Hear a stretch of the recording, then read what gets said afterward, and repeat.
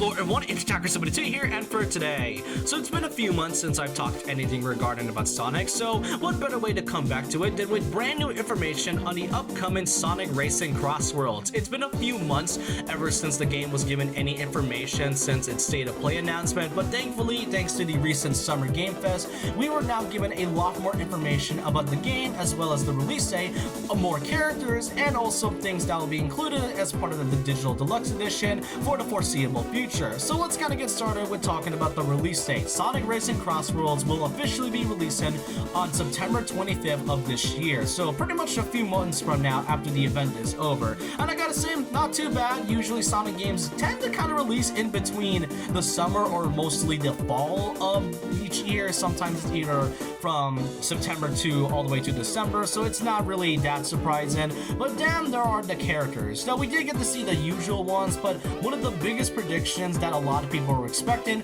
was the likelihood of crossover characters, and thankfully we managed to get that. Now a couple days before that there was leaks regarding about it, but I wanted to make sure those were real, and thankfully we were now given more characters, and this time not just from Sonic. And this includes Hatsune Miku, Ichiban from Yakuza, and Joker from Persona 5, and the biggest one of them all, Steve from Minecraft. It is kind of funny and also terrifying for the fact that Steve has been appearing quite a lot in crossovers lately. It really shows how big Minecraft is, but you really can't tell me that Steve was added before any of the IDW characters like Whisper and Tango. That's honestly kind of funny to say the least, but yeah, these are the crossover characters that will be included with it. And I gotta say, that's pretty cool to see characters that are coming from different series. It's really been a while since Sonic has had that, and the last time we had a crossover type event with Sonic was Sonic Racing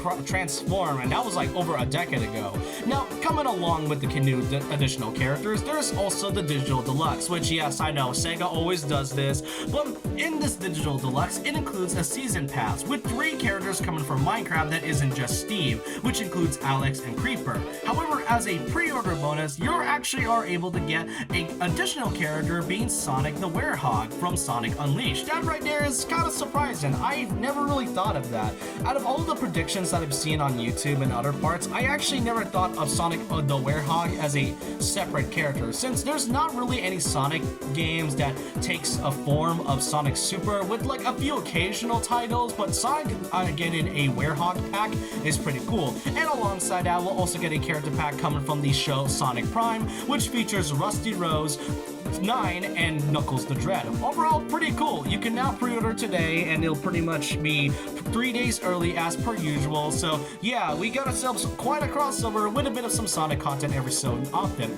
However, that was not it. There's more information that came after the event and the announcement, and that's the fact that aside from the 3 characters I mentioned, being Miku, Joker, and Ichiban, apparently there will actually be more racers coming into the game, not just paid DLC, but they will be coming in with free updates. So this game is going to get seasonally or occasionally updated with new characters, and from the looks of it on the Japanese website of the game, there will be 7 more characters that will be coming from different franchises. I really hope we get to see, I guess, from Persona 3, like a lot of Atlas content, but who knows, maybe we'll likely see I from Super Monkey Ball, and really, that's quite a lot to say the least. But then there's also the fact of the DLC. Now, in the official Steam page, there's actually a breakdown showing what kind of characters that will be included. Aside from the Minecraft pack, which includes the 3 characters I mentioned, there will be 5 more DLC packs in the foreseeable future, going all the way to 2026.